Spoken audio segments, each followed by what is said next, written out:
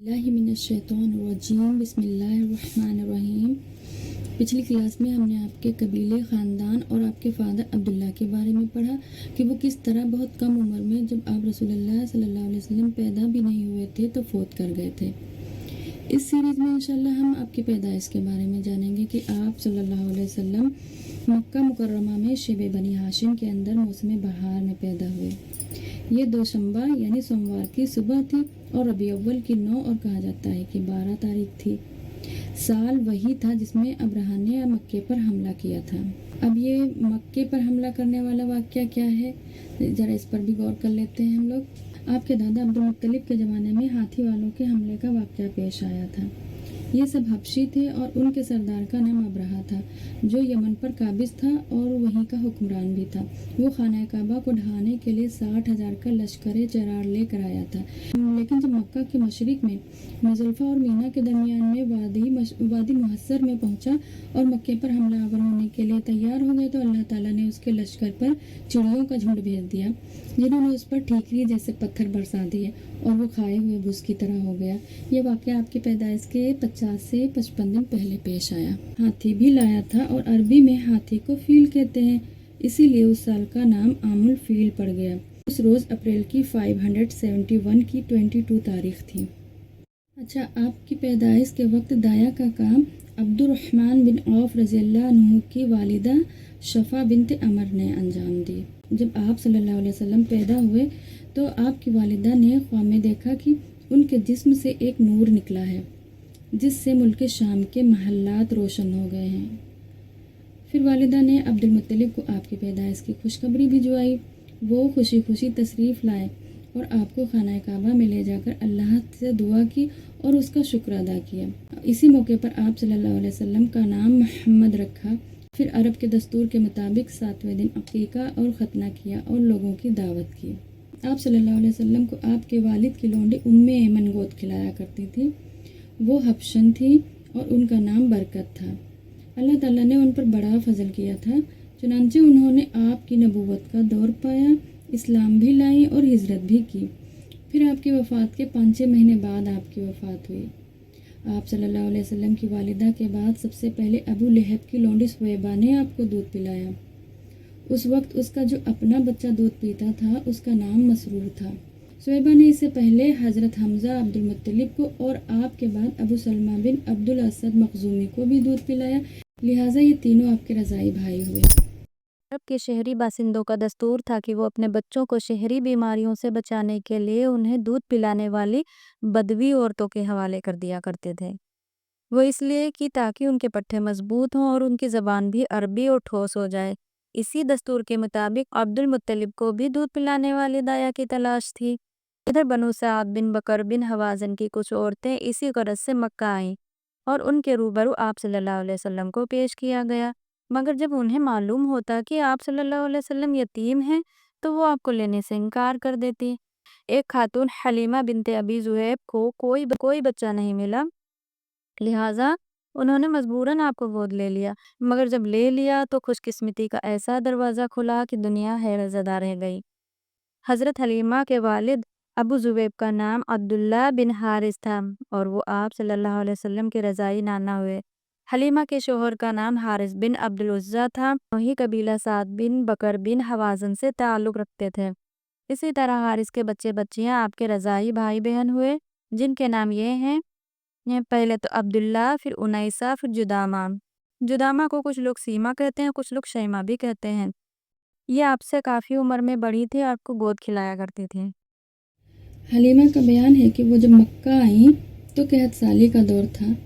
ان کے پاس ایک گدھی تھی جو اس قدر کمزور اور دبلی تھی کہ پورے قافلے میں سب سے سست اور مریل چال چلتی تھی۔ ایک اونٹنی بھی تھی مگر وہ ایک قطرہ بھی دودھ نہیں دیتی تھی۔ حلیمہ کا اپنا بچہ بھی بھوک کی بے قراری کی وجہ سے پوری رات نہیں سو پاتا تھا، نہ تو خود سوتا تھا اور نہ ماں باپ کو ہی سونے دیتا تھا۔ مگر جب وہ آپ صلی اللہ علیہ وسلم کو لے کر اپنے ڈیرے پر آئیں اور گود میں رکھا تو سینہ دودھ سے بھر گیا، حتیٰ کہ آپ نے شکم سیر ہو کر دودھ پیا اور آپ کے ساتھ حلیمہ کے بچے نے بھی جی بھر کر دودھ پیا۔ پھر دونوں آرام کی نیند سو گئے۔ ادھر شوہر اٹھ کر اونٹنی کے پاس آیا ہے تو کیا دیکھتا ہے کہ تھن سے دودھ ابلا جا رہا ہے۔ چنانچہ اس نے اس قدر دودھ دہا کہ دونوں نے خوب آسودہ اور سیراب ہو کر پیا اور نہایت پرسکون رات گزاری۔ مکہ سے واپسی کے دوران میں حضرت حلیمہ اس خستہ حال گدھے پر سوار ہوئی اور اپنے ساتھ آپ کو بھی لیا، مگر اب وہی گدھی اس قدر تیز چال چل رہی تھی کہ پورے قافلے کو کاٹ کر آگے نکل گئی اور کوئی گدھا اس کا ساتھ نہیں پکڑ سکا۔ حضرت حلیمہ کا وطن دیار بنو سعد سب سے زیادہ قحط سالی کے دور سے گزر رہا تھا، مگر اس کے باوجود مکہ سے واپسی کے بعد ان کی یہ حالت ہوئی کہ جب بکریاں چر کر واپس آتی تو ان کی کوکھ نکلی ہوئی ہوتی تھی اور تھن دودھ سے لبریز ہوتے تھے۔ میاں بیوی خوب دھوتے اور پیتے، جبکہ کسی اور انسان کو دودھ کا ایک قطرہ بھی نہیں میسر ہوتا تھا۔ یوں اس خانوادے کو مسلسل خیر و برکت نصیب ہوتی رہی، یہاں تک کہ 2 سال گزر گئے اور مدت رضاعت پوری ہو گئی۔ چنانچہ حلیمہ نے آپ کا دودھ چھڑوا دیا۔ اس دوران میں آپ صلی اللہ علیہ وسلم پختہ اور مضبوط بھی ہو گئے، تاکہ وہ آپ کو ہر 6 مہینے کے بعد میں اپنی والدہ اور خاندان کے دوسرے لوگوں سے ملوانے کے لیے لاتی تھیں، پھر اپنے دیار بنو سعد واپس ہو جاتی تھیں۔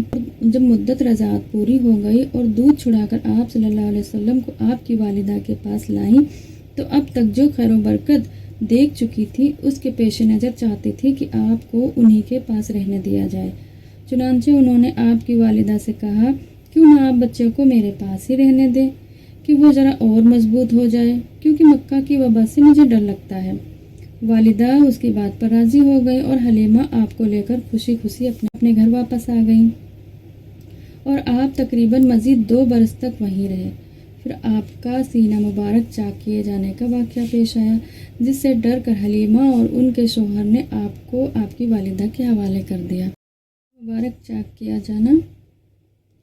انس بن مالک رضی اللہ عنہ کا بیان ہے کہ آپ بچوں کے ساتھ کھیل رہے تھے کہ جبریل علیہ السلام تشریف لائے اور آپ کو لٹا کر سینہ مبارک چاک کر دیا۔ پھر آپ کا دل نکالا اور اس میں سے ایک لوتھڑا نکال کر فرمایا، یہ شیطان کا حصہ تھا جو نکال دیا گیا۔ پھر دل کو سونے کے تستر میں زمزم کے پانی سے دھو کر جوڑ دیا اور اس کی جگہ پر پلٹا دیا۔ ادھر بچے دوڑ کر آپ کی ماں یعنی دایا کے پاس پہنچے اور کہنے لگے، محمد صلی اللہ علیہ وسلم کو قتل کر دیا گیا ہے۔ وہ لوگ جھٹ پہنچے تو دیکھا کہ رنگ اترا ہوا تھا۔ انس رضی اللہ عنہ کا بیان ہے کہ میں نبی صلی اللہ علیہ وسلم کے سینے پر سلائی کا اثر دیکھا کرتا تھا۔ واقعے کے بعد آپ صلی اللہ علیہ وسلم کو مکہ پہنچا دیا گیا اور آپ نے اپنی ماں کے سایہ محبت میں اپنے خاندان کے اندر تقریباً 2 برس گزارے۔ پھر والدہ، دادا اور ام ایمن کے ساتھ میں مدینے کا سفر کیا، جہاں آپ کے والد کی قبر بھی تھی اور دادا کا ننیھال بھی تھا۔ آپ مدینے میں 1 ماہ رک کر واپس ہوئے تو راستے میں آپ کی والدہ بیمار ہو گئی اور ابوا پہنچ کر انتقال کر گئے، انہیں وہیں دفن کر دیا گیا۔ بوڑھے عبد المطلب آپ کو لے کر مکہ پہنچے۔ ان کے دل پر آپ کی اس نئی مصیبت کے احساس کا گہرا زخم تھا، چنانچہ آپ کو لے کر ان کے دل پر ایسی رقت پیدا ہوئی کہ خود ان کے اپنے بیٹوں کے لیے بھی ویسی رقت نہیں تھی۔ وہ آپ کی بڑی قدر کرتے اور اپنی اولاد سے بھی بڑھ کر آپ کو چاہتے تھے، خوب اکرام کرتے تھے۔ ان کا خاص فرش جس پر کوئی دوسرا نہیں بیٹھ سکتا تھا، اس پر آپ صلی اللہ علیہ وسلم کو بٹھالتے، آپ کی پیٹھ پر ہاتھ پھیرتے، پھر آپ کی نقل و حرکت دیکھ کر خوش بھی ہوتے اور یقین رکھتے کہ آئندہ آپ کی ایک نرالی شان ہونے والی ہے۔ لیکن ابھی آپ کی عمر صرف 8 برس اور 2 مہینے اور 10 دن ہی ہوئی تھی کہ عبد المطلب بھی انتقال کر گئے۔